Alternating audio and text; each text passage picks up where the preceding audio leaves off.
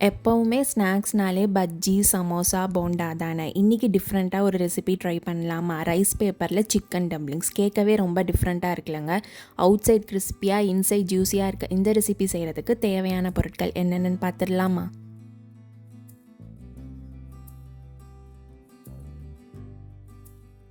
ஒரு பேனில் 2 table spoon oil சேர்த்துக்கலாங்க. ஆயில் நல்லா சூடாகவும் நம்ம கட் பண்ணி வச்சுருக்க கேப்சிகமை சேர்த்து நல்லா சாட்டே பண்ணி எடுத்துக்கலாங்க. நல்லா சாட்டே ஆகவும் நம்ம கட் பண்ணி வச்சுருக்க வெங்காயத்தையும் சேர்த்துக்கலாம். வெங்காயம் நல்லா கோல்டன் ப்ரௌன் வர அளவுக்கு வதக்கி எடுத்துக்கலாங்க. நான் வந்து ஒரு பிஞ்ச் ஆஃப் சால்ட்டு சேர்த்து நல்லா வதக்கி எடுத்துக்கிறேன். ஸோ வெங்காயம் நல்லா வதங்கவும் இஞ்சி பூண்டு விழுது கூட சேர்த்துக்கலாங்க. நான் ரெடிமேடாக அவைலபிளாக இருக்கிற கார்லிக் பவுடரும் ஜிஞ்சர் பவுடரும் சேர்த்துக்கிறேங்க. சேர்த்துட்டு நல்லா அதோட பச்சை வாசம் போகிற அளவுக்கு நல்லா வதக்கி எடுத்துக்கலாம்.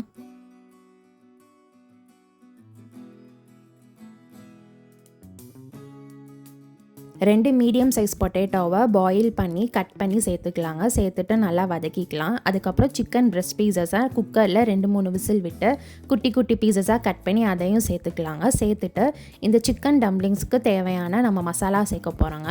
அதனால் 1 spoon chicken masala, 1 spoon pepper masala, 1 spoon tandoori masala சேர்த்துக்கிறேங்க. உங்களுக்கு ஸ்பைசினஸ்க்கு ஏற்ற மாதிரி வேறு மசாலா கூட நீங்கள் சேர்த்துக்கலாம். சேர்த்துட்டு தேவையான அளவு சால்ட்டு சேர்த்து நல்லா சாட்டே பண்ணிக்கலாங்க. அந்த மசாலா வந்து பொட்டேட்டோவோடையும் சிக்கனோடையும் நல்லா கலக்கிற அளவுக்கு மிக்ஸ் பண்ணி எடுத்துக்கலாம்.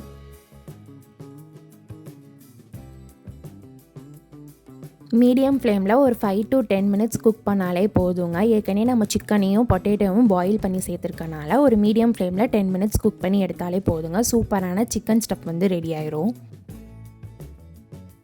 ஒரு பேனில் தண்ணி சேர்த்துக்கலாங்க. வார்ம் வாட்டர் சேர்த்துக்கலாம். சேர்த்துட்டு ரைஸ் பேப்பர் இப்போ எல்லா ஸ்டோர்ஸ்லையும் அவைலபிளாக இருக்குங்க. ஸோ அதை வாங்கி உங்கள் சைஸுக்கு தேவைக்கு ஏற்ற மாதிரி கட் பண்ணிவிட்டு அதில் சோக் பண்ணி எடுத்துக்கலாங்க.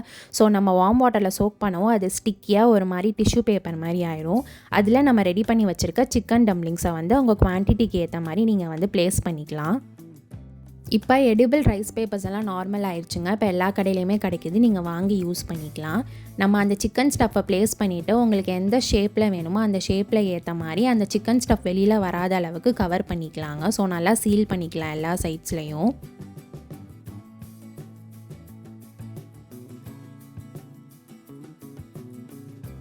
ஒரு லேயரால் கோட் பண்ணது வந்து அந்த சிக்கன் ஸ்டஃப் வந்து வெளியில் வருங்க. ஸோ இன்னொரு ரைஸ் பேப்பரையும் எடுத்து நம்ம செகண்ட் லேயர் பண்ணிக்கலாம். ஸோ எல்லா சைட்ஸையும் வந்து சீல் பண்ணிக்கலாங்க. அந்த சிக்கன் ஸ்டஃப் வந்து வெளியில் வராத அளவுக்கு நல்லா டைட்டாக வந்து சீல் பண்ணிக்கலாம்.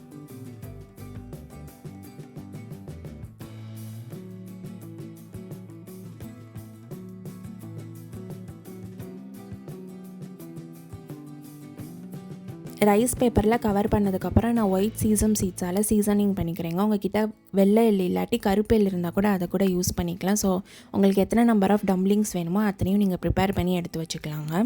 ஒரு பேனில் கீ இல்லாட்டி ஆயிலால் கோட் பண்ணிக்கலாம். கோட் பண்ணதுக்கப்புறம் நம்ம ப்ரிப்பேர் பண்ணி வச்சுருக்க அந்த ரைஸ் பேப்பர் டம்ப்ளிங்ஸை வந்து ஒன்று ஒன்றா ப்ளேஸ் பண்ணிக்கலாங்க.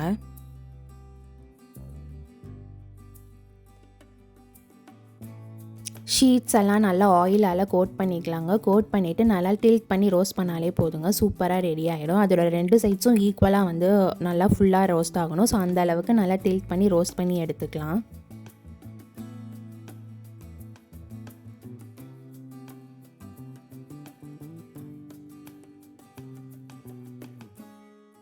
ஸோ அவ்வளோதாங்க, சூப்பரான ரைஸ் பேப்பரில் பண்ண சிக்கன் டம்ப்ளிங்ஸ் வந்து ரெடி ஆயிடுச்சு. பார்க்கும் போதே செம்ம டெம்ப்டிங்காக இருக்குல்லங்க.